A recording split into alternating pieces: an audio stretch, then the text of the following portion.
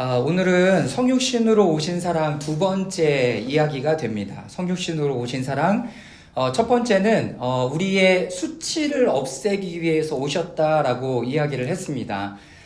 그래서 저희 리프레임 처치에서 일주일에 두 번씩 리프레임 사이트라는 우리가 기도해야 될 그 사회 그리고 문화, 정치, 경제의 이슈를 가지고 기도하는 내용들이 있는데요.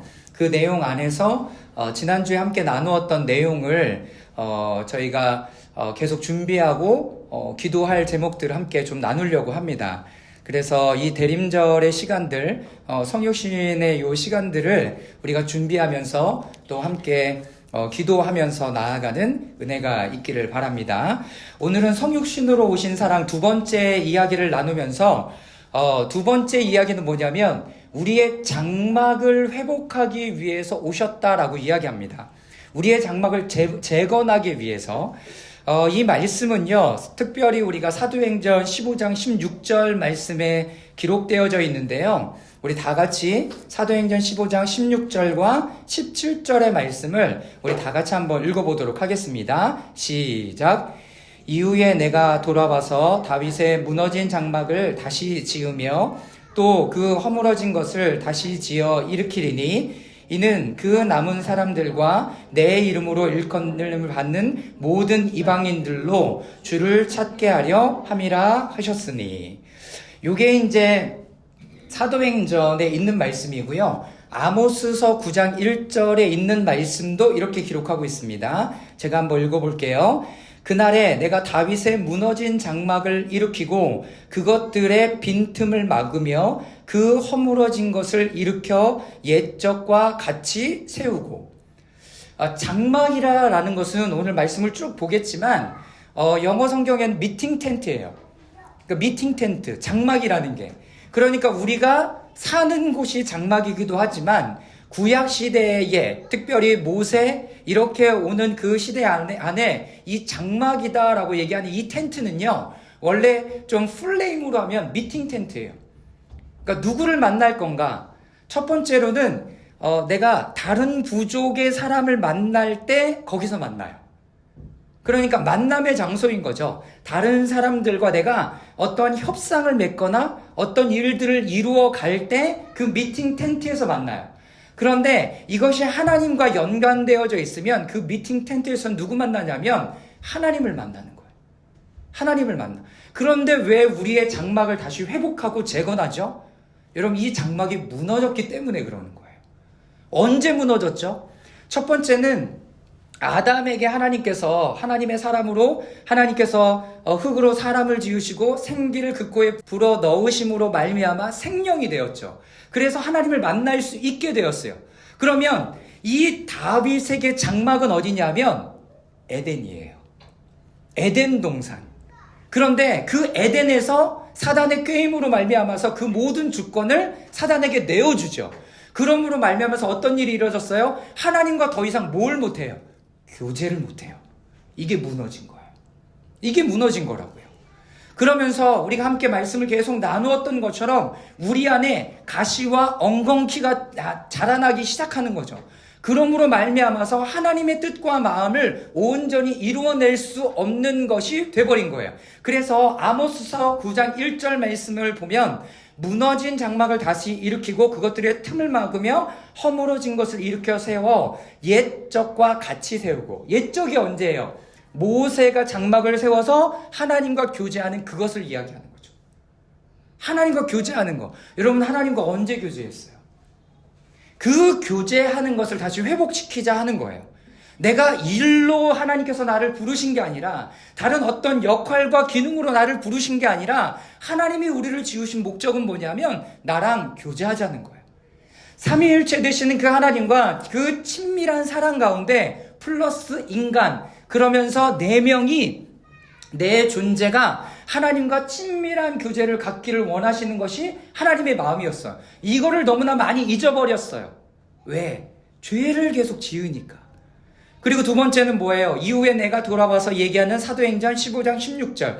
무너진 장막을 다시 지으며 그 허물어진 것을 다시 일으키리니 이는 남은 사람들과 내 이름으로 일컬음을 받는 모든 이방인들로 주를 찾게 하려 함이라. 자, 두 가지 의미가 있어요. 첫 번째는 여기에 나와 있는 거, 그 남은 사람들. 어떤 남은 사람들? 하나님의 마음을 지켜가는 남은 사람들. 그 사람들이 어디에서 하나님을 만나? 이 미팅 텐트에서, 이 장막에서 내가 다시 그들을 만날 거다라고 얘기해요. 하나님의 임재 가운데 내가 너희를 다시 만날 것이다 라는 하나님의 마음. 두 번째는 뭐예요? 이방 사람들이 여기서 하나님을 만날 것이다. 이 두 가지의 이유와 목적들이 분명한 거예요. 하나님께서 우리의 장막을 세우시는 이유는 우리가 하나님을 만나는 것뿐만 아니라 이방인들도 이곳에서 하나님을 만날 수 있도록 그 길을 열어내시는 것이 사도행전에 하나님께서 다윗의 장막을 일으키겠다라는 말씀을 다시 기록한 이유가 여기에 있는 거예요. 그러니까 장막을 다시 세우는 것은 하나님과의 관계 회복이죠. 그러니까 성육신으로 오시는 그 하나님의 사랑은 단순히 우리의 죄만 용서하기 위한 것이 아니라 하나님과의 관계를 다시 회복하기 위함이에요. 관계를 다시 회복하는 것. 두 번째 뭐예요? 그곳에서 다시 하나님을 찾게, 만나게, 교제하기 위함이죠. 하나님을 여기서 만나는 거예요. 하나님의 장막. 이곳 안에서 만나는 거죠. 자, 그러면 우리는 이런 질문을 할 수 있습니다. 다윗의 무너진 장막은 무엇인가? 왜 그것을 장막이라고 부르는가? 아까 말씀드렸죠. 하나님께서 다윗을 통해서 이 장막을 만들었을 때는 역대상 15장 1절, 16장 1절 말씀에 보면 이렇게 되어 있어요. 그곳을 하나님을 위한 초소, 즉 이스라엘의 중앙본부로 삼았습니다. 하나님을 위한 초소. 다윗이 왕이 된 다음에 제일 먼저 했던 게 뭔지 아세요? 이 모세의 장막을 어디로 가져와요? 예루살렘으로 가져와요. 삶의 중심으로 가져온다라는 거예요. 그러니까 우리들이 내가 하나님과의 관계가 무너졌다라고 생각할 때 제일 먼저 해야 되는 건 뭐냐면 그 장막을, 하나님의 임재를, 하나님의 거하시는 처소를 우리의 삶의 중심으로 가져와야 돼요. 이거를 실질적으로 이야기한다면 하나님 앞에 하나님과 시간을 보내고 예배하는 그 시간들을 먼저 세팅하고 나머지 것들을 정리하는 거예요. 다윗은 그 일을 했어요. 다윗은 그 일을 한 거라고요. 얼마큼 예물을 드렸는지 아세요? 그걸 하기 위해서 7발짝 가고 한 번씩 예배를 드렸어요. 7발짝을 가고 한 번씩 예배를 드려요. 여러분, 지금으로 따지면 말도 안 되는 거죠. 장막이 있었던 기한여아림이라는 곳에서 제가 너무나 궁금해갖고 구글 지도로 걸어서도 얼마나 걸리나를 따져봤어요. 여러분, 하루 반이 걸려요. 하루 반. 근데 지금으로 막 열심히 걸으니까 하루 반이 걸렸겠죠. 그런데 7발짝 걷고 예배를 드리고 또 걷고 했다면 얼마나 걸렸을 것 같아요? 예상컨대 한 달 이상이 걸렸을 거라고요. 그러면 나라의 모든 것들은 올스톱이야. 왜? 왕이 여기 지금 와 있잖아. 그러면 장군들은 야, 니네 가서 싸워. 그리고 나머지 모든 사람들은 여기서 이거 할게가 아니에요. 이 모든 것들은 하나님 앞에 내어 맡기고 이거에 지금 모든 사람들이 집중하고 있는 거예요. 여러분, 그러면 예물은 얼마나 드렸을까요? 다윗이 왕이잖아요. 가오가 있지. 황소 한 마리씩 드렸을 거죠. 지금 황소 한 마리 얼마일까요? 예? 얼마? 지금 따져보세요. 여러분, 그 엄청난 예물과 재물을 드려가면서 하는 건 뭐예요? 그 삶의 중심에 뭘 가져와요? 하나님의 임재를 가져오는 거예요. 여러분, 하나님이 다윗을 기뻐하고 좋아할 수밖에 없어요. 전쟁이 오면 그럼 어떡할 거야? 그거를 걱정해서 이것을 못했다라고 얘기하면 하나님께서 다윗을 왕으로 세우시지 않았을 거예요. 여러분, 이렇게 보면 기한여아림에서 그 예루살렘으로 그 언약궤, 법궤를 가져오는 그 일은 엄청난 일인 거예요. 그런데 그 역대상하에 나오는 것처럼 그 장막을 거기에 세워놓고 다윗이 제일 먼저 했던 것은 그것 가운데 날마다 하나님 앞에 예배가 드려질 수 있도록 만들었다는 거죠. 그러면서 뭘 세워요? 예배자들을 세워요. 24시간 예배를 드릴 수 있도록 그 예배가 다시 회복되기 시작해요. 그러면 대부분의 사람들이 어디에? 예배에 집중할 수밖에 없는 거예요. 이것이 다윗이 왕으로 등극한 이후에 제일 먼저 한 일이었다는 거예요. 엄청난 일이죠.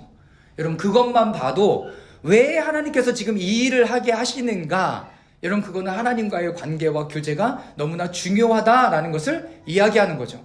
자, 출애굽기 23장 14절에서 17절 말씀에 보면 뭐라고 되어 있냐면, 하나님이 법을 주셨는데 중요한 절기에 맞춰서 남자들은 최소한 1년에 3번은 어떻게 성소에 와서 하나님께 얼굴을 보여야 돼요. 얼굴을 보여야 돼요. 이것도 중요한 의미예요. 얼굴을 보인다라고 얘기하는 거. 그래서 시편의 고백에 보면 뭐라고 되어 있습니까? 하나님께서 나에게 얼굴을 뒤돌리시는 거예요. 얼굴을 뒤돌리시는, 하나님 나를 거부하신 거예요. 그러니까 하나님 앞에 얼굴을 내가 들 수 있다라는 것은 엄청난 일인 거예요. 그럼에도 불구하고 하나님께서는 이 일들을 계속 하기를 원하시는 거예요. 하나님의 마음에 합한 사람 다윗, 즉 하나님의 백성이 모여서 예배드리는 장소가 되기를 원한 거예요. 어디가? 예루살렘이. 근데 그 예루살렘은 지금도 하나님 앞에 기도의 자리로 계속 쓰임받고 드려질 수 있었죠. 다윗은 하나님의 생각을 알고 있었던 거예요. 하나님의 마음을 아는 것이 너무나 중요한 거죠. 국방을 더 하는 것, 다른 나라의 외교 관계를 튼튼히 하는 것보다 더 중요한 건 뭐예요? 하나님과 함께하는 이 삶의 중심을 가져가는 것. 여러분, 그렇게 하기를 하나님께서는 너무나 원하신 거죠. 우리가 그 말씀을 오늘 잘 따라갈 수 있기를 바랍니다. 자, 쭉 넘어가서 3번에서는 만물을 창조하신 삼위일체 중 두 번째 분에 대해서 언급하고 있는 말씀이 있습니다. 자, 잠언 8장 30절에서 31절까지의 말씀을 다 같이 한번 읽어보도록 하겠습니다. 내가 그 곁에 있어서, 시작. 내가 그 곁에 있어서 창조자가 되어 날마다 그의 기뻐하신 바가 되었으며 항상 그 앞에서 즐거워하였으며 사람이 거처할 땅에서 즐거워하며 인자들을 기뻐하였느니라.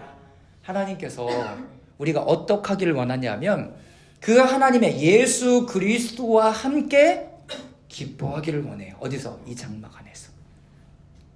장막 안에서 기뻐하기를 원하시는 것이 하나님의 뜻이에요. 인류를 사랑하신 하나님이 아담과 함께 거하면서 그와 지속적으로 사랑의 교제를 나누기 위해서 그를 창조하신 거죠. 그리고 에덴을 만드셨어요. 아담에게 있어서 장막은, 하나님의 처소는 에덴이었어요. 그리고 거기서 즐거워하고 기뻐하고 교제하기를 원하셨어요. 그런데 사단의 꼬임에 대해서 어떻게 돼요? 넘어갔죠. 그래서 모든 권한을 빼앗겨 버려요. 자, 이 교제의 본질은 무엇인가? 아담에게 그 교제는 지속적인 생명의 근원이었어요. 예수 그리스도와 대면하고 말씀을 먹고 생수의 강, 그 물을 마시는 것은 우리가 함께 그것을 계속 교제하는 거예요. 그런데 예수 그리스도를 통해서 나중에 보겠지만 오순절 성령의 강림을 통해서 장막절의 마지막 날에 성령이 부어짐으로 말미암아 우리 뱃속에서 뭐가 터져 나온대요? 생수의 강이 터져 나온대요. 다시 한번 우리가 목마르지 않고 하나님과의 교제의 관계가 다시 회복되기를 하나님은 너무나 원하셨던 거죠. 사랑하는 여러분, 다윗으로부터 시작된 이 관계가 예수 그리스도께까지 그때를 통해서 온전히 완성이 됩니다. 아담은 이 땅의 왕이자 통치자로 여겼어요. 장막은 에덴이었어요. 빼앗긴 다음에 그러면 하나님의 역사가 끊겨졌는가? 아니에요. 누구를 통해서 하나님이 일하시냐면 창세기 12장에 아브라함을 통해서 이 관계가 이루어져요. 자, 그런데 하나님께서 아브라함에게 뭐라고 말씀하시냐면 이렇게 이야기해요. 사사기 51장 2절 말씀인데요. 다 같이 한번 또 읽어보도록 하겠습니다. 너희 조상 아브라함과, 시작. 너희 조상 아브라함과 너희를 낳은 사라를 생각하여 보라. 보라, 아브라함이 혼자 있을 때 내가 그를 부르고 그에게 복을 주어 창대하게 하였느니라. 창대하게 한대. 그를 부르고 복을 주어. 여러분, 이 약속은 누구에게 처음에 주셨던 거예요? 아담에게 주셨던 거예요. 창세기 12장에도 있지만 사사기에도 그 말씀이 기록되어져 있어요. 하나님께서 그 언약을 아브라함에게 주셨어요. 그런데 아브라함에게는 이것들이 조금 더 확장하면서 가요. 어떻게 되냐면 언약을 주신 왕, 언약을 가진 왕, 그리고 의와 평강을 이루는 거예요. 하나님의 공의와 정의를 이루어요. 여러분, 공의와 정의에 대한 성경적 의미뿐만 아니라 지금 네이버 사전이나 이런 데 찾아보면 공의를 뭐라고 얘기하는 줄 아십니까? 공의는 하나님과 나와의 관계에 대해서 이야기해요. 아브라함을 통해서 먼저 하나님 회복하시길 원하시는 것은 하나님과 나와의 관계가 회복되어진 것 안에 정의는 주변 사람들과의 옳고 그름에 관한 문제가 되는 거예요. 그래서 하나님과의 관계가 제대로 회복되지 않고 세워지지 않으면 이웃과의 관계는 항상 누구 중심으로 해요? 내 중심으로 만들어가요. 내 중심으로. 그래서 하나님과의 관계가 잘 회복되고 이웃과의 관계가 잘 회복되어지는 것을 누구를 통해서 하나님께서 일하시냐면 아브라함을 통해서 일하세요. 그래서 공의를 지키십시오라고 얘기하는 것은 하나님과의 관계 가운데 하나님이 지금 뭐에 관심 있는지 아는 거예요. 그래서 아브라함이 온전하게 하나님 앞에 붙들림 받지 않았을 때도 누구를 위해서 그가 목숨을 내어거는 줄 아십니까? 룻을 위해서. 롯. 그의 조카, 사촌 조카 롯을 위해서 마음을 다해서 전쟁 가운데 뛰어들어요. 하나님의 뜻을 알았잖아요. 소돔과 고모라가 망할 것이다 라고 얘기하니까 거기 내 조카 있는데 뛰어들어가요. 하나님께서 왕에게, 특별히 아담에게, 그리고 아브라함에게, 그리고 다윗과 예수 그리스도를 통해서 흘러가는 이 왕권의 가장 중요한 흐름은 뭔지 아십니까? 연약한 자를 돌보는 거예요. 왜? 하나님의 마음이 거기에 있으니까. 이러지 못하는 것을 성경에는 뭐라고 얘기하냐면 교만하다라고 얘기하는 거예요. 왜 교만해요? 연약한 자, 불쌍한 자, 힘든 자를 돌봐야 되는데 나는 지금 높은 사람이거든? 거기에 난 관심을 들 여지가 없어. 이것 자체가 교만한 거예요. 이것 자체가. 지금 힘들어하는 사람들에게 관심은 없고 나는 지금 뭘 다스리고 통치하고 여기에만 관심을 두는 자체가 성경에는 교만하다라고 표현한다는 거예요. 제가 한 청년 실업인 모임에서 지금 다니엘서를 계속 묵상하고 나누고 있어요. 근데 느부갓네살 왕이 하나님께서 교만하다고 얘기하더라고요. 근데 교만의 포인트가 뭐냐면 왕이요, 당시에는 하나님 앞에 공의를 지키며 연약한 사람들을 돌보십시오라는 얘기가 분명하게 있는 거예요. 근데 느부갓네살이 너무나 이렇게 정치, 군사, 경제적으로 너무나 빵빵하거든요. 내가 이것까지 해야 돼? 이런 마음을 갖고 있는 거예요. 그랬더니 하나님께서 하늘에 순찰자를 보내셔서 그 사람을 완전히 베어버려요. 여러분, 교만이 이렇게 무서운 거라는 거예요. 교만이 그냥 목이 곧은 거, 이거를 넘어서요. 내가 높은 사람인데 이런 것까지 해야 돼? 라고 생각하는 그 의식과 생각 자체가 교만한 거예요. 근데 교만한 건 내 삶의 성품이라고만 치부할 게 아니라 실질적으로 연약한 사람들을 돌보며 나아가는 것이 하나님께서 우리에게 맡겨주신 일이라는 거예요. 하나님께서 아브라함에게 언약을 주신 뿐만 아니라 아브라함의 삶을 통하여서 어떻게 하냐면 그들에게 연약한 사람들을 돌보도록 하나님께서 일해요. 아브라함이 어떻게 싸우는지 아십니까? 아까 얘기했던 소돔과 고모라, 여기에 들어가서 싸울 뿐만 아니라 또 이렇게 기록하고 있습니다. 창세기 14장 또 15장에 보면 제가 읽어볼게요. 아브라함은 해가 질 때까지 오랜 시간 솔개들과 싸워야 했습니다. 마침내 승리한 후 그는 하나님과 언약을 맺고 약속을 받았습니다. 여러분, 솔개들하고 싸웠다는 건 뭐냐면 제사를 드렸는데 이 제물을 누가 먹으려고 그래? 솔개들이 와서 먹으려 그러니까 계속 쫓아내는 거야. 이거 하나님 거야. 이거 하나님 거야. 영적 전쟁을 얘기하는 거야. 이게 하나님의 포션인데, 하나님의 몫인데, 하나님 건데 계속 다른 것들이 치고 가니까 어떻게 되는 거예요? 그거를 물리치는 거예요. 아브라함은 나그네였어요. 그런데 나그네인데 가는 데마다 뭘 세우냐면 장막을 세워요. 그리고 거기에서 예배를 드려요. 왜? 자신의 삶의 중심이 여기라는 것을 고백하는 거예요. 아브라함은 여러분들이 잘 아는 것처럼 자기 와이프를 누이라고 속이는 일도 여러분 서슴지 않았던 인간이에요. 얼마나 나쁜 사람이에요. 자기 살려고 와이프를 제 누이입니다. 결혼하십시오. 이렇게 했던 정말 나쁜 놈이에요. 여러분, 그런데 하나님께서 그 사람을 택하시고 복을 주기로 작정하고 자녀와 땅을 주기로 작정하시니까 하나님께서 누구의 꿈에 나타나요? 여러분, 이방 왕의 꿈에 나타나서 이 사람은 저 아브라함의 와이프인데 왜 네가 데리고 있냐? 이렇게 하면서 하나님의 역사가 거기에 일어나잖아요. 여러분, 하나님께서 지금 통치하고 다스린다고 말씀하시는 거죠. 다윗, 그리고 가기 전에 이 아브라함의 삶의 모습은 어떤 거였어요? 계속 텐트를 지고 살 수밖에 없었어요. 어느 때까지? 이 세대가 끝날 때까지도 이 아브라함은 한 번도 자신에게 허락된 땅을 밟아보지 못했어요. 장막에서 계속 살았죠. 그런데 예배하는 일들을 놓치지 않았어요. 자, 그 다음에 하나님께서 세운 사람은 누구예요? 모세죠. 모세. 여러분, 모세는 여러분들이 잘 아는 것처럼 하나님께서 모세를 통해서 민족적 교제가 이루어지게 해요. 아브라함과 그리고 아담을 통해서는 개인적인 관계가 계속 이어지고 맺어졌어요. 그런데 모세를 통해서는 하나님께서 어떻게 해요? 실질적으로 모세에게 장막을 세우라라고 얘기하면서 뭐까지 알려줘요? 구체적인 사이즈, 그리고 재료, 언제 세울 것까지도 정확하게 얘기하시면서 이것을 만들어요. 자, 그 말씀이 어디에 있을까요? 출애굽기 25장 8절 말씀이 있습니다. 다 같이 한번 읽어보겠습니다. 애굽에서 이스라엘 백성을 시작. 애굽에서 이스라엘 백성을 구한 후 하나님은 모세에게 백성 가운데 거할 당신의 처소를 만들라고 지시하셨습니다. 내가 그들 중에 거할 처소를 그들이 나를 위하여 짓되.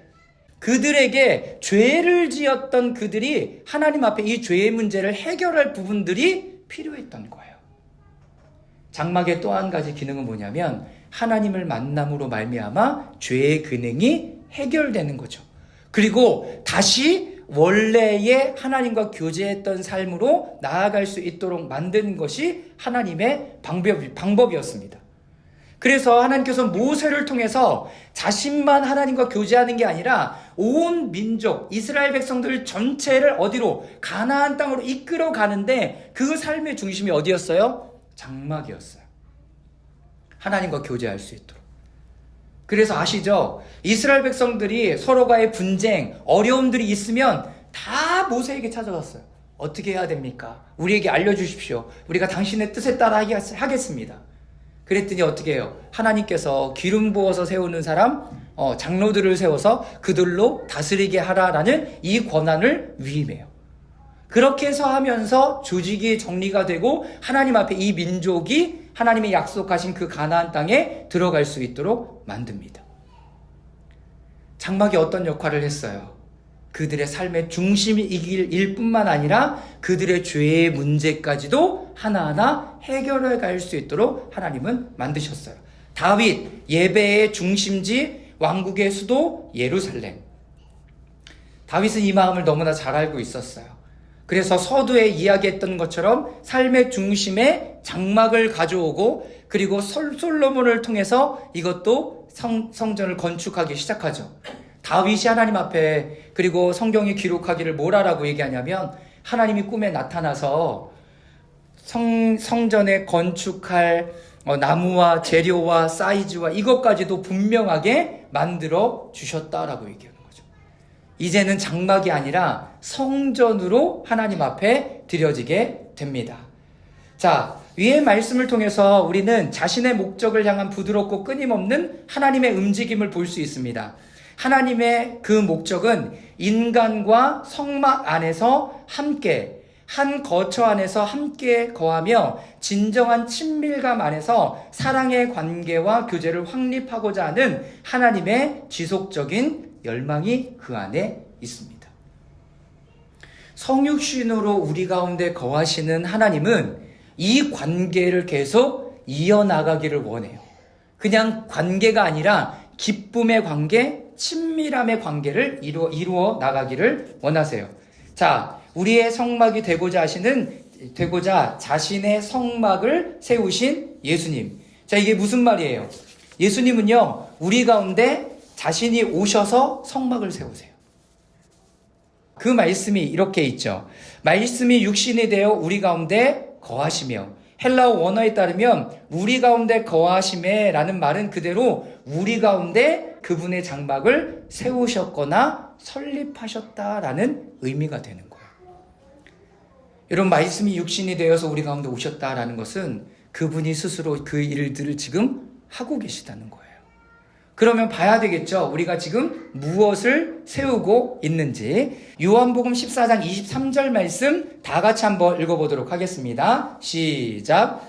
예수께서 대답하여 이르시되 사람이 나를 사랑하면 내 말을 지키리니 내 아버지께서 그를 사랑하실 것이요 우리가 그에게 가서 거처를 그와 함께 하리라. 자, 갈라디아서 4장 19절 말씀도 읽어보겠습니다. 시작. 나의 자녀들아, 너희 속에 그리스도의 형상을 이루기까지 다시 너희를 위하여 해산하는 수고를 하노니. 그리스도의 형상을 이루기까지 계속 그 일들을. 자, 에베소서 3장 17절 말씀입니다. 시작. 믿음으로 말미암아 그리스도께서 너희 마음에 계시게 하시옵고. 우리의 마음에 하나님이 거하시기를 원하는 거예요. 교회에만 있는 하나님이 아니라, 그리고 내가 정말 거룩하다고 얘기하는 그곳에만 계시는 하나님이 아니라 어떻게 우리 안에 이제는 자리를 잡기를 원하세요. 자리 잡기를 원하세요. 그래서 이 성육신 시즌의 금식의 가장 중요한 포인트는 뭐예요? 우리가 금식함으로 말미암아 그분의 자리를 준비하고 마련하는 거예요. 그래서 그분이 오셨을 때 그 우리 마음 가운데 자리를 잡으시고 그분과 함께 친밀한 교제를 해 나아가기를 원하는 거죠. 하나님과의 연합의 열매, 하나님의 장막, 우리의 장막. 그러면서 오순절의 성령의 강림 이후에 성령님이 우리 안에 계시다라는 얘기를 예수님의 제자들뿐만 아니라 하나님의 사람들이 계속 하고 있는 것들을 보고 있습니다. 고린도전서 3장 16절 말씀 다 같이 읽겠습니다. 너희는 시작. 너희는 너희가 하나님의 성전인 것과 하나님의 성령이 너희 안에 계시는 것을 알지 못하느냐. 여러분, 하나님의 성전이에요. 성막이에요.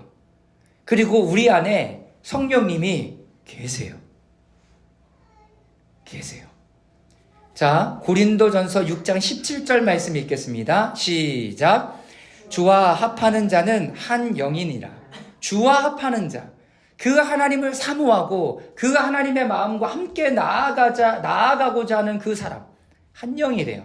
두 마음이 아니다라고 분명하게 얘기하시죠. 베드로후서 1장 4절입니다. 시작.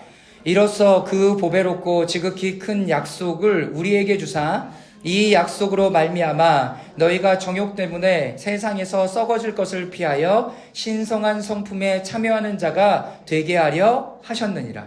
중요한 건 뭐예요? 신성한 성품에 참여하는 자가 되게 하려 하셨느니라. 하나님의 성품에 참여하는 자. 베드로전서 2장 5절 7절인데요. 또 함께 읽겠습니다. 시작. 너희도 산돌같이 신령한 집으로 세워지고 예수 그리스도로 말미암아 하나님이 기쁘시게 받으실 신령한 제사를 드릴 거룩한 제사장이 될지라. 그러므로 믿는 너희에는 보배니라. 여러분, 신령한 집으로 여러분들이 몸이 세워진대요. 이것이 성육신 하시는 예수님이 우리 가운데 일하시는 것입니다. 자, 마지막으로 요한계시록 1장 6절인데요. 함께 읽겠습니다. 그의 아버지와 하나님을 위하여 우리의 나라와 제사장으로 삼으신, 하나님을 위하여 우리의 나라와 제사장으로 삼아주셨대요. 그러니까 우리의 다윗의 장막, 이것을 회복하는 하나님의 역사는 제사장의 그 역할들도 회복하시는 거예요. 그래야 이방인들이 와서 하나님을 만날 때 우리를 통하여 그 일들을 감당하게 하시니까. 자, 하나님께서 지금 우리와 함께 그 일들을 하기를 원하시는 거죠. 맨 마지막으로 넘어가면 인간에 대한 하나님의 열망을 다음과 같이 정리해 볼 수 있습니다. 첫 번째는 하나님은 인간과 함께 거하기를 원하세요. 우리와 함께 거하기를 원하세요. 그러니까 성육신은 단순히 예수님이 십자가에 달려 돌아가시기 위해서 온 것이 아니라 우리와 거하기 위해서 온 것이다. 두 번째, 인간과 연합하기를 원하십니다. 그리고 하나님은 인간을 의와 평강의 기초로 한 왕국을 세우고 확립하는 왕으로 만들기를 원하세요. 마지막, 하나님은 인간을 이스라엘의 제사장이자 왕인 멜기세덱처럼 제사장으로 만들기를 원하세요. 자, 그러면 우리는 이 정체성과 이 부분들을 가지고 살아갈 수 있을까? 네, 하나님이 이렇게 하시기를 원하세요. 그리고 그분은 우리 가운데 그렇게 해 나가실 것입니다. 그러니까 성육신의 의미는 우리 가운데 오심으로 말미암아 그분과 연합해서 온전한 하나님의 뜻을 이루기를 원하세요. 근데 이게 개인이기도 하지만 뭐와 연결되어 있냐면 공동체와도 밀접한 연관이 되어 있습니다. 그래서 하나님의 영적인 가족으로 이 안에서 한 나라를 세워서 나아가기를 원하시는 거죠. 사랑하는 여러분, 오늘 여러분들의 마음에 그 하나님이 오시도록, 그리고 하나님이 일하실 때 우리의 마음을 더 내어드리는 여러분들 될 수 있기를 바랍니다. 하나님이 이미 일하셨죠. 그러면 우리 편에 우리가 감당하며 나아가는 것은 뭐예요? 계속 이 부분들의 쓴뿌리와 또 이런 부분들을 하나님 앞에 내어드리고 다스려 주십시오라고 기도하는 시간들이 필요한 거예요. 여러분, 오늘 우리 안에 오시는 그 예수 그리스도는 아기 예수님으로 오시지만 그 안에 어떠한 역할을 하기를 원하시냐면 우리와의 관계, 그 장막 가운데 하나님의 기름 부으심, 그 기름 부으심은 뭐예요? 하나님께서 그 리더에게, 그리고 원래의 다윗에게 주셨던 그 하나님의 기름 부으심이 계속 흘러가기를 원해요. 그럼 우리가 봤던 것처럼 삶의 중심, 그리고 그것 안에서 드려지는 끊임없는 예배, 이것을 하나님께서 다시 회복시키기를 원하시는 거죠. 사랑하는 여러분, 이 성육신 시즌을 보내면서 하나님과 여러분들의 관계가 다시 온전하게 회복되기를 주님의 이름으로 축원합니다.